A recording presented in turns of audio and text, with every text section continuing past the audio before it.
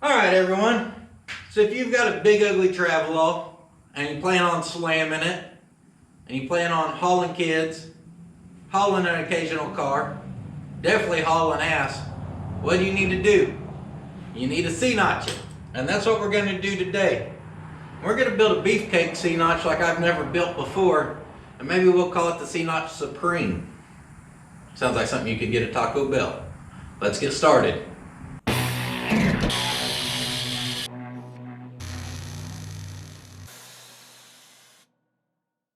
Three things real quick. I have my 4 larger jack stands underneath this thing. It is up in the air high, but maybe that wasn't the smartest idea. It's nice and solid. It ain't gonna fall on me. What y'all just heard fall was some square tubing. And what I'm gonna do with this is, since I don't have jack stands that can reach the back of this frame, we're gonna take it and put it up against that frame and tack weld it, and that will provide some support to the back of this, so when we C-notch the frame, it won't drop. Now let me say real quick, I don't think it would drop anyways, because this is some thicker metal. It's a C-channeled down through there, and obviously the body's attached to the frame. I don't think the body would let the frame drop, but we'll do that just in case. So that was actually number 2, was support that. And then number 3, this cross member right here is gonna be kind of up close where we're gonna C-notch it. So I wanna take it out. It's 4 rivets each side. And we're probably gonna have to build our own shock mounts and stuff anyways. So I'm gonna get this ugly cross member out of here. And if we have to add a cross member, it won't be no big deal. We can do that. This thing will definitely weld better with the gas turned on.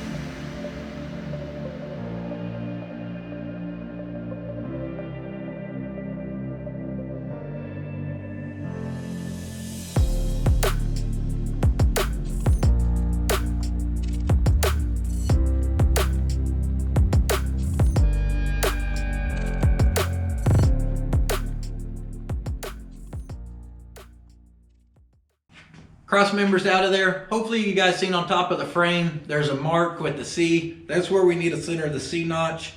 Before I took the rear axle out from underneath this thing, I dropped my plumb bob down on there, found center, and marked the frame. You'll need to do that before you tear yours all apart, if you tear it apart. So here's the main piece of material we're gonna use to build the C notch. This stuff is 5 1/4 outer diameter, 4 7/8 inner diameter. That makes it 3/16 thick. And let's take it and get up underneath here, and I'll show you what the plan is with this.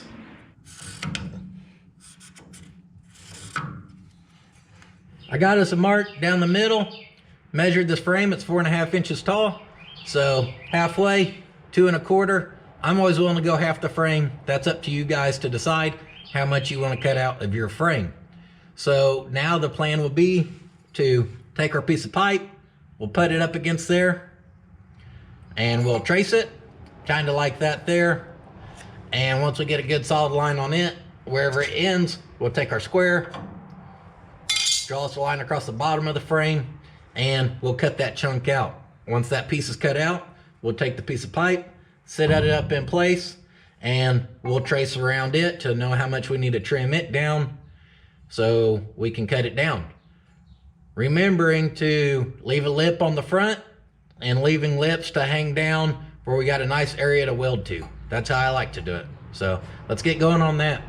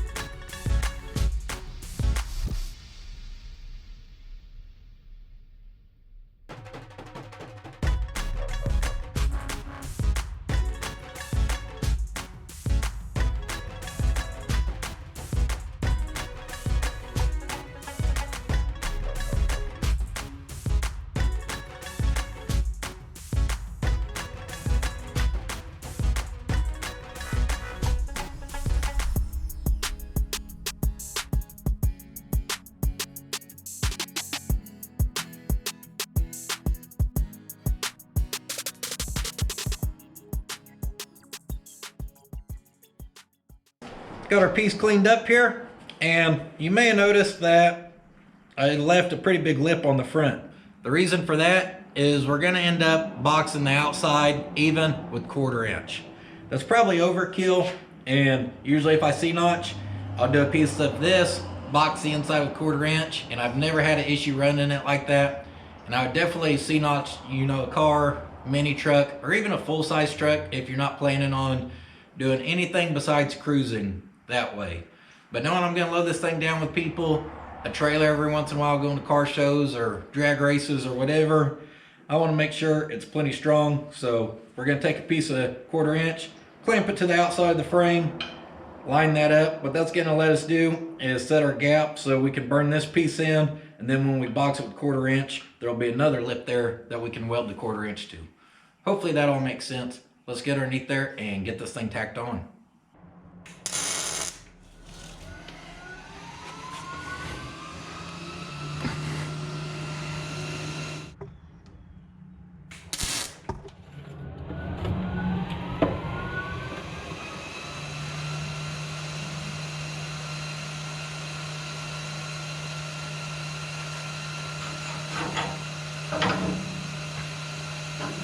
Perfect.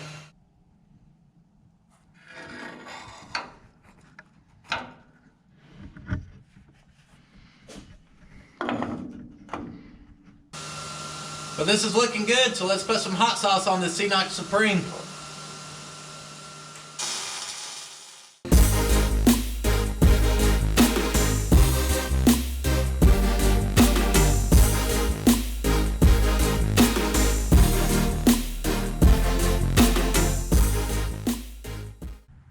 We need to start boxing this thing up.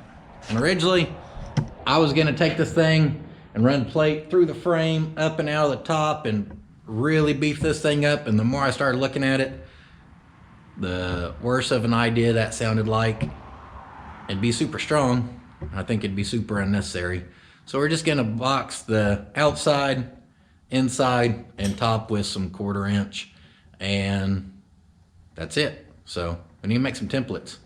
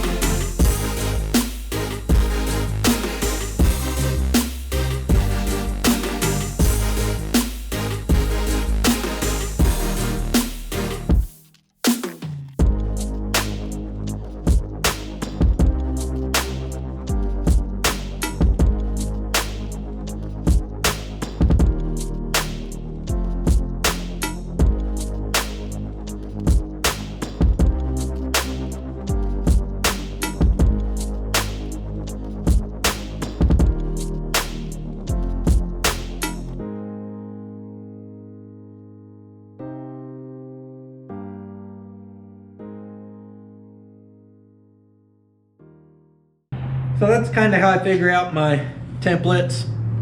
I use this first one. I kind of got the shape figured out, but I wasn't happy with this front radius or rear radius. So you seen I traced it over to this one. And then I just kind of drew some dotted lines till I kind of seen a shape I liked. So I'm happy with this. You'll see I have some dots or circles drawn here. I'm actually going to drill that out and plug weld that. So the front radius, rear radius, area along the notch, and the top will all end up being full welded. But because I'm not going to run this down past the bottom of the frame, I'm going to stop right where the frame kind of goes to curve. I kind of want to round this and then just do plug welds. I think it'll end up looking good. Where if I was to put an overhead weld onto that going into the curve and it ended up looking bad, I would end up smoothing it out, doing a ton of work. So I think a few plug welds along the bottom is a good solution to all that. So this is basically how I'm going to figure out all my templates. But as we figure out one, we're going to cut it out of metal and get it tacked up in place before we move on to the next.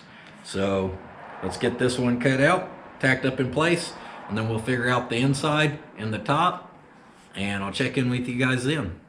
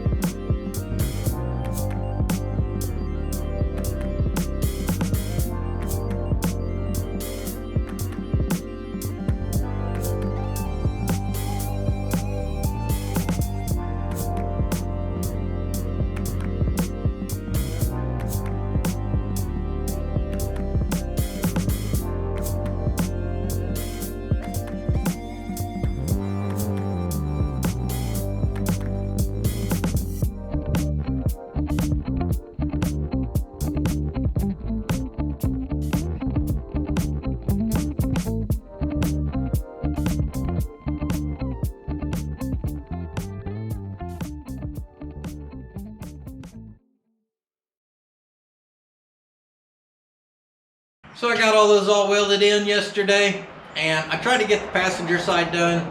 I got the piece of pipe welded in and all 3 plates cut out and cleaned up, but I didn't have enough time to get them all welded in before I needed to leave.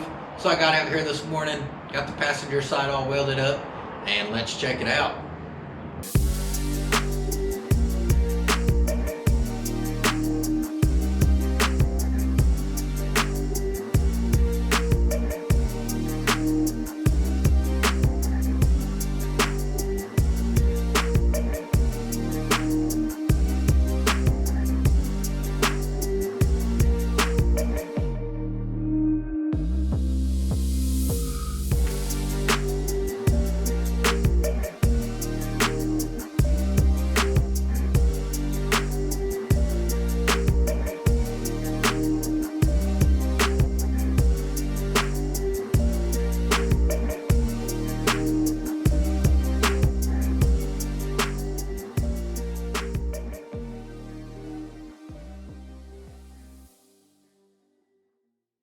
That's it for our C-notch, but I want to talk about a few things just real quick. I hope you guys seen in that last clip, I tried to show, I know this outside plate, I said I was just going to do the plug welds. I told myself to quit being a punk and to do the overhead welds, and I did them. They turned out pretty good. I wouldn't say great, but overall, I'm happy with them, so good practice. So I didn't build the C-notch as beefy as I thought I was going to from the start. I was planning on taking 1/4 inch plate, coming up through the frame, out the top of the frame, going over, and then running back down, still keeping it below the floor, but beefing up the top and inside that much more. I think it would have been overkill. So instead of doing all of that out of 1/4 inch, we just plated the inside and outside with 1/4 inch and then capped the top with 1/8 inch. Plenty strong for what I plan on doing with the Travelall. But maybe I shouldn't call it the C-notch Supreme. Well, I hope this helps someone, maybe give you an idea or two on how to do your C-notch. If you always come back and watch my videos, thank you guys again for subscribing, watching, coming back. If you're new to the channel, please check out some of the other videos. This is my personal Travelall project, and there's other videos for you to check out. If you're on Instagram, I'm on there at Puddin's Fab Shop if y'all want to go give me a follow. And I'll see you guys next time. But don't forget, sitting on your ass won't finish your project. Maybe that wasn't the smartest idea.